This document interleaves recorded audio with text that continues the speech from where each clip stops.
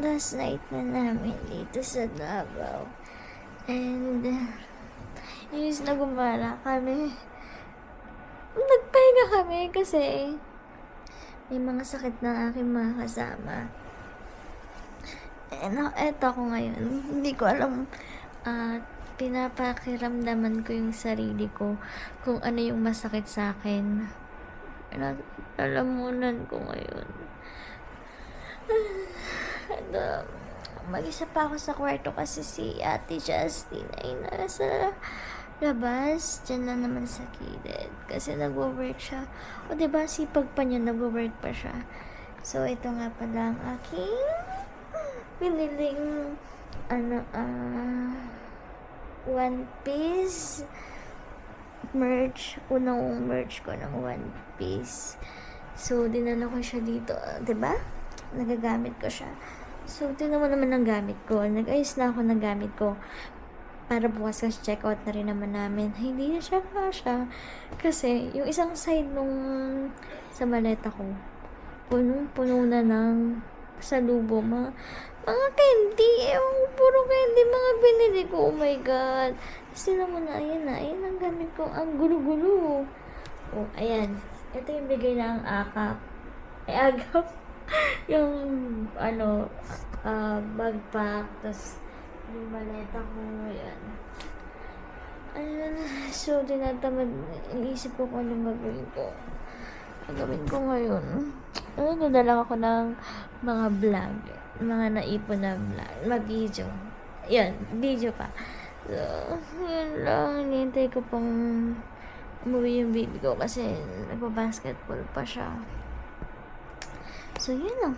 Samahan nyo lang akong mahiga at magpahinga. Namnamin ang last day sa Davao.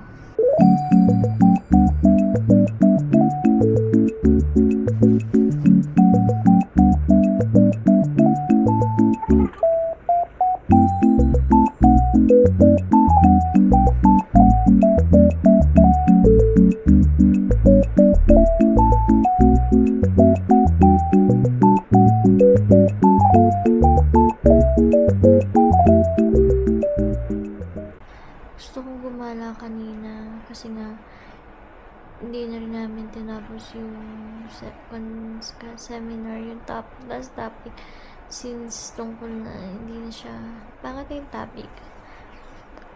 Ano nangyari? Umuwi kami ng maaga dito sa hotel. Sayang, hindi na kami nakapagala pa. Gusto ko sanang pumunta sa Davao People's Park. Kaso wala akong kasama. Then, ang mahal. Parang 295 Grab. Papunta pa lang yun. Tapos, gusto ko pumunta sa Garden by the Bay. Kaso, mag-isa lang din naman ako. Paano ko may enjoy? I mean, okay lang naman. Kasi gusto ko lang mag-picture. Ang baby ko nandito ka na sana. Ang dami kong magandang picture. Hindi na gala na talaga tayo. Ngayon, para ko tuloy sumasakit yung ulo ko na ayaw ko pa namang matulog kasi maaga pa naman. Ayun lang. Good night, guys. Morning. Kukuha ko ng mainit na tubig.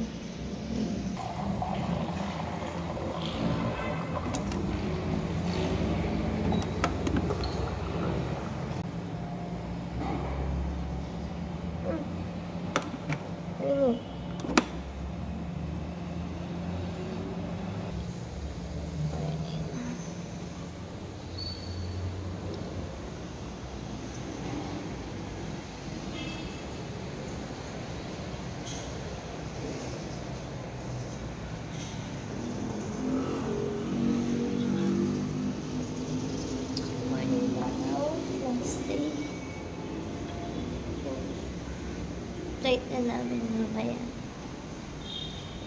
Bye. Pupunta na ako sa kubo.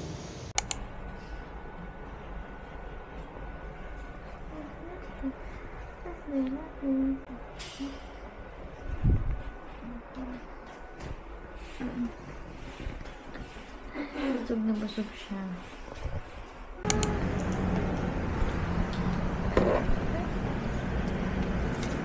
Kala ko alam ito ang kalaki. Kinain ko siya. Ano ko? Nag-every 4 hours ako ng digestion. Naagapan na. Hindi naman ang ano yun? Kusina? Parang baka na ano eh. Tapos pahinga na lang tayo hanggang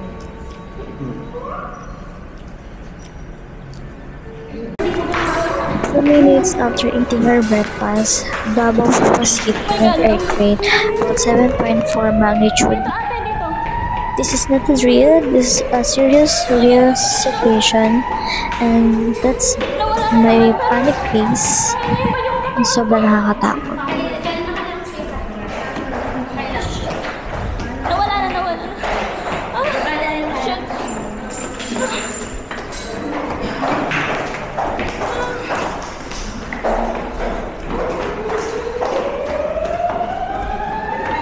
Shit.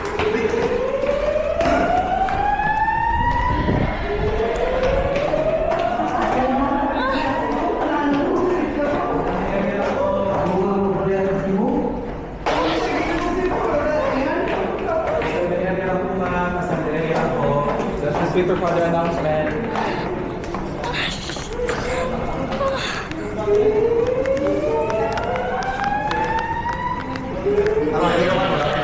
Nahihinig yung katawan ko. Kaya na. Hindi tayo mas open dito. Nahihinig yung tuhod ko. Si Carlo. Buti wala tayo sa CR ate.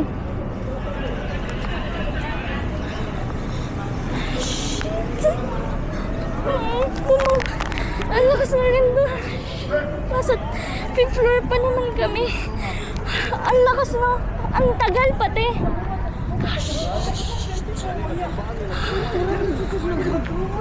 Kaya si sir. Ay, lindol.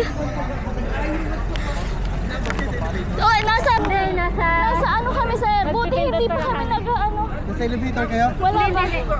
Nakapasok naman sa Sa ilalim ng table. Lakas eh. Sobra. Ang tagal pati sir. Ang tagal. Sabi ko nahihilo ba ako? Nainom ko lang ng gamot. Oo. Sabi ko nahihilo ba ako? Inom ako ng gamot. Parang nahihilo ako umapin. Nakita ko gumagalaw. Sabi ko sobrang lakas. Unang ganun pa lang Di ba ate? Oo. Tapos ang tagal. Ang tagal malakas. po. Malakas, sabi ko. Hindi man ako sa ilalim ng table. May kumatok na. Exit po, exit. Baka 5 may higit yan. Ang lakas sir. Sobrang nanginginig yung binti ko. First time ko yung kalakas. Basta sa... Ayan o. 6 about to 7. 5.6. 5.6 sabi ko. 5 yun. 5.6. Nanginginig ako. Buti nga hindi nag-7 na kasi Sir. Sabi ko nasa 5th floor pa naman tayo. naiwan ko yung cellphone. Ano iwan mo? Oo, paglabas. Pero ako nga, ito lang dala ko, wala akong wallet, wala akong kahit anong identification. Una ko winag yung bag ko. Sabi ko, baka parang ang dami ng hagdan na binababa. Kaya ate kung nasa ano tayo, SMX, ang daming tao doon. Oo, mahirapan tayo. Paano yung ano sir? Mas mahirap Labas. mag-exit doon. Nanginginig yung binti ko talaga. Saan ito? Sa building ito? Opo, sa building Sa likod? emergency nila. Report naman. 5.6. Sinabihan ko pa nga yung Yung isang lalaki, Sir, pasok po sa table. Kasi nakaganon lang siya. Nasa 5th floor sir, papasok Sabi pa niya, ng elevator. lumilindol ba? Kasi unang shake pa lang sabi ko, Chi, lumilindol. Lumilindol. Sabi ko, pasok na tayo doon sa table. Tapos yung lalaki sabi niya, kating sabi, lumilindol ba? Opo sir, lumilindol, pasok po kayo Tapos dito hindi, dapat pababa na kami, hindi na kami makababa, sobrang lakas. Ano ba kasi? Kasi sobrang Yung una lakas. mahina lang. Eh, yung staff nag-aya ng bumaba. Bumaba. Sabi ko, mahirap bumaba ng nag-shake. Sabi ko, pag medyo tumigil, saka tayo. Lumilindol siya, so 5.6. My God, ito yung... ito yung inaano ng nanay ko. Eto lang yung hawak ko. Nasa labas kami ngayon, lumilindol kasi. Sa third floor nag-ayaw-ayaw lagi niya. Pag anak kay, doon naman sa table na may Oo, Nakainom pa ako ng gamot. Sabi ko, nakakahilo ba tong gamot? Nakakapit akong gano'n. nagminig siya talaga.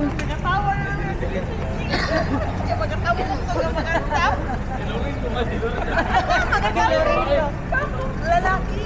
Pagkabuhok niya, nama ko sa center yan, naghamon sila mga gamit din. Suko siya. Isukat na mamaya. Nangatawa na lang. Nanginginig yung buong katawan ko. First time mo ba makaranas? Ang ganun kalakas, ang tagal. Ang tagal. Kasi Ang tagal talaga.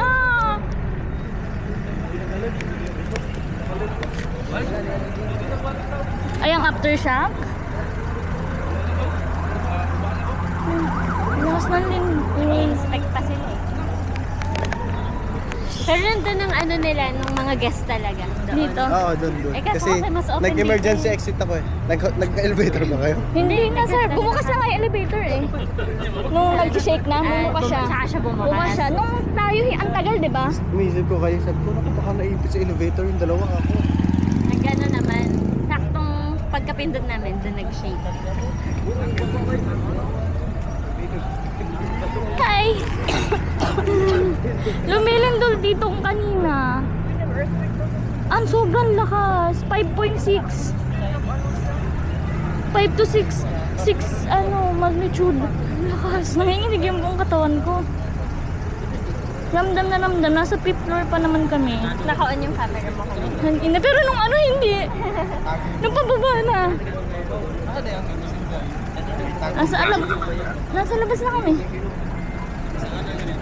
Nanginginig buong katawan ko. Buti dala ko yung phone ko. 6.2 daw. 6.2. Mahal. As in, ramdam mo yung ground talaga. As in. Nanginginig ng buong katawan ko. Nag-ano na kami, dapat mag-elevator kami. Buti, ang tagal mag-open. Tapos nung nasa harap na kami elevator, doon namin naramdaman, ang tagal talaga. Ayun no, ang dami ng emergency. Saan tumayo nga sa Nasa kami, open area na kami. Nanginginig yung tuhod ko. Shit. Nasa ilalim kami ng table kanina eh. Ang bastos mo. Buti wala tayo sa loob ate, no? Pero mag-o-open naman siya. Nga. Oo, hindi. Buti lang talaga hindi bumukas yung elevator. Feel ko ramdam din ng elevator kasi ang tagal niya. Nagaganon yan eh. Sa ako, unang ganun pa lang sabi ko, lumilindol. Ang lakas na Naramdaman ko mahal. na. Sobra. Mag-i-steady lang sana ako. Kaso nung lumalakas sabi ko, Pasok tayo sa table. Uy, meron tubig sila doon, no? Doon tayo. Doon tayo, sir. May tubig doon. Nasa labas Para kami. pati alam na natin kung pwede nang bumalik. Alam mo, ang sakit na ng puso ko. Antay pa ba kami after? Ayaw nga. Ito mo lang ang guide. Dala ko. Siguro talaga evacuation. Namumutla naman ako eh. Third na. Okay na. Pasok na kami ulit sa hotel, sa room. So, clear na daw ang 3rd floor. Oh my God. Nanginginig pa ang aking tuhod.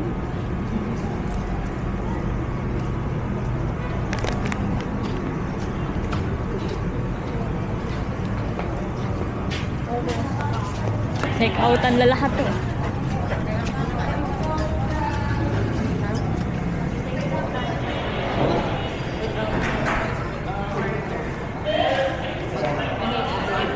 Taas na tayo? Pagka na tayo? Okay. Lahit na kami na.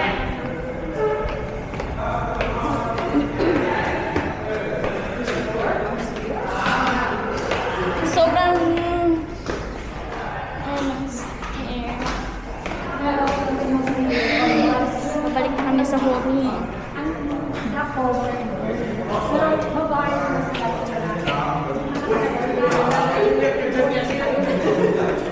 Tamo, hindi ko na ito napansin na may ganito din. Tinignan ko nga yung baba kanina, nag-crack siya. Pain lang naman natin.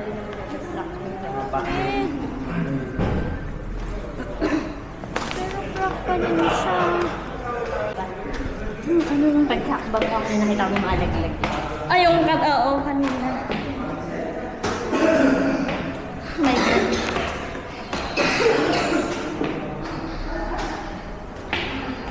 Basta ang hinahanap ko na lang kanina, hagdan. Bababa.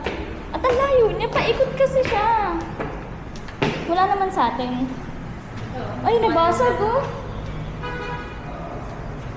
Di ba nagagawa sila? Oo, nabasag siya.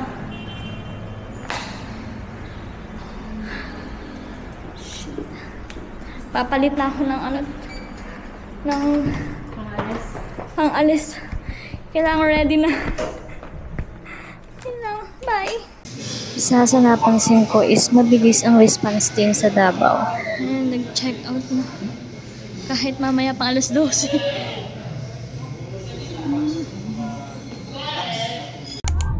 Uwian na. Uuwi na kami. Hindi kita marinig na naka-charge phone ko.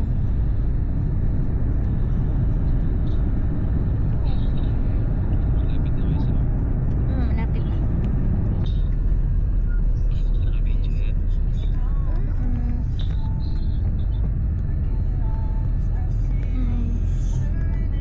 First, ano pa naman to? First travel. Trauma agad. Oh my God. Pasalo ang pabaon ng lamang. Ang pabaong memory sa'yo.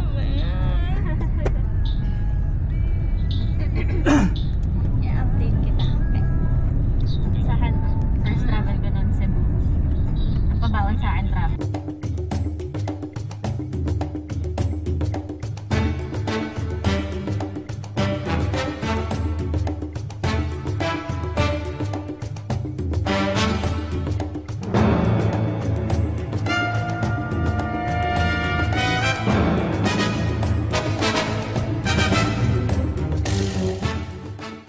Inuna mag-video bago mag-tayo.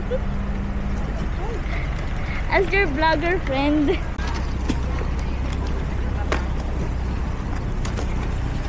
Bibit-biting ko na lang.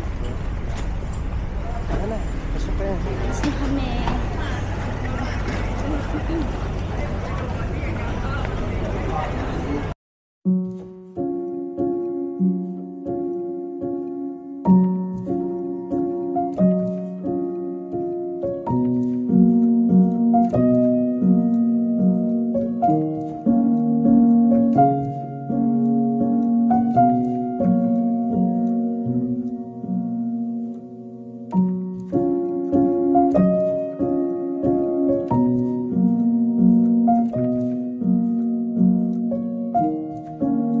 Walang mga gadgets for back batteries inside your bag. Wala pa.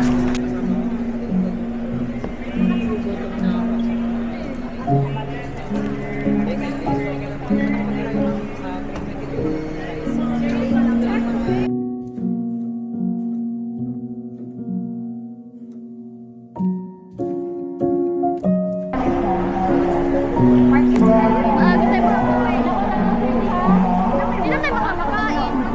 Saan yung tayo? Bakit? Hindi na tayo makakakain. Bakit? Hindi yan na. Okay. Sige na, okay na. Tawag lang ako lang. Bale, ano? Alis.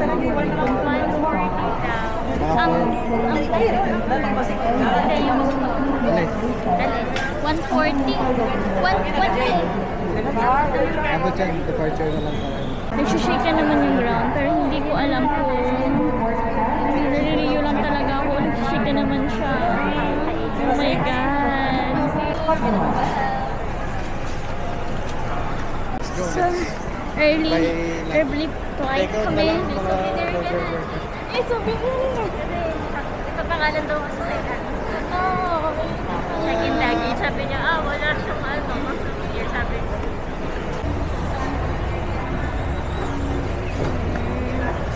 Ang flight ay ilang once.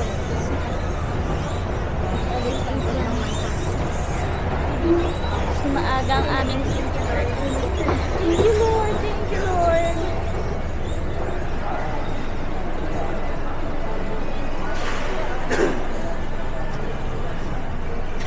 $70B. Diba na? Ito ba ngayon? Thank you po. So, nasa kami. Ang daming pomelo. Ang daming, ay, ang ganda na ano niya. Ang daming pomelo. Ate, pag ganun pala yung sa buhok. Ganun pala yung sa buhok. Akala ko ano dyan. Siyempre, wala silang ano dito sa maliit ang space pa. Naman siya nasa international airport. Wah, nabagay. Talaga ba tayo nag-usap-usap lahat ng counter?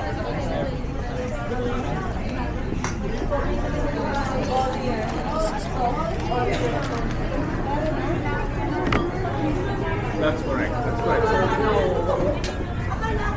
That's correct. Waiting na lang.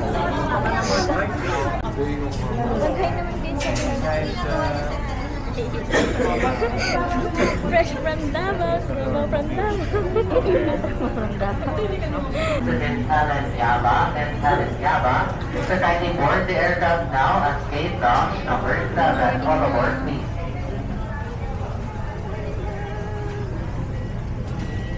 Yan, galing yan agap. Yan yung mga bag nila. Ay, Maleta mo, Chicho. Hanapin ba yun sa'yo? Hanapin mo sa'yo. Ko nga, maleta mo, Chicho.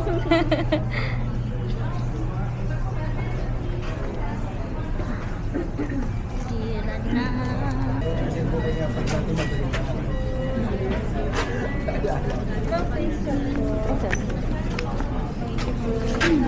Thank you.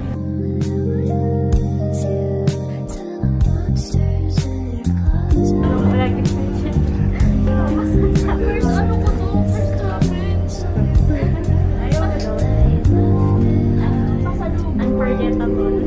Memory.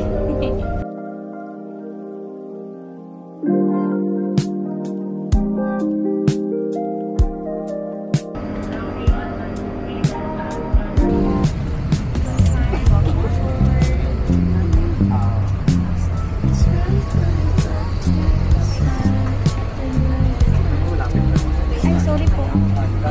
670. 770. Good afternoon, ladies and gentlemen. This is your captain speaking. Delighted to welcome everyone on board this flight. We are 2816 bound to Manila. We expect to depart past our scheduled departure time due to the late arrival of this aircraft from its previous flight. I would like to apologize for the delay and inconvenience this has caused through. We are grateful for your patience and understanding. Please bear with us. Our flight time to Manila is approximately 1 hour 30 minutes, and we shall be cruising in an altitude of 34,000 feet.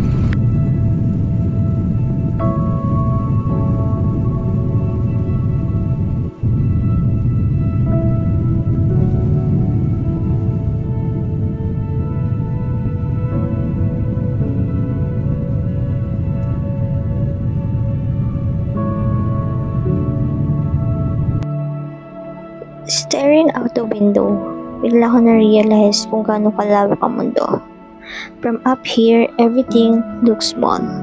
Even the problem that once felt so big. Ang dami pa palang lugar na hindi ko napupuntahan. Ang dami pang pangarap na pwedeng abutin. Minsan, we get stuck sa same routine. Same street, same day, pero pag lumipad ka, mapaisip ka talaga, life is more than what we see every day. So while I'm here above the clouds, I'm reminding myself to keep going, keep exploring, and keep living. Gaya sa eroplano, may mga pagkakataon na rocky ang daan. May turbulence, may takot, minsan gusto mo na lang bumaba. Pero habang tumatagal, marirealize mo, parte pala talaga yun ng biyahe. Hindi laging smooth, pero laging may pupuntahan. Life is just flying. Minsan nakakatakot, minsan hindi mo kita ang dulo. Pero kung magtitiwala ka lang, makakarating ka rin.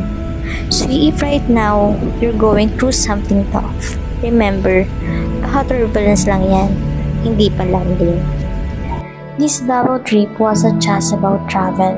It was a reminder of how unpredictable life can be. After the earthquake, everything felt uncertain. In just a few seconds, everything can change, and you realize how fragile life really is. But maybe that's the beauty of it. that even after the shaking, we still choose to stand, to smile, and to keep moving forward. Going home now with a heart full of gratitude for safety, for a life, and for another chance to see the world again. See you in the next one. Bye!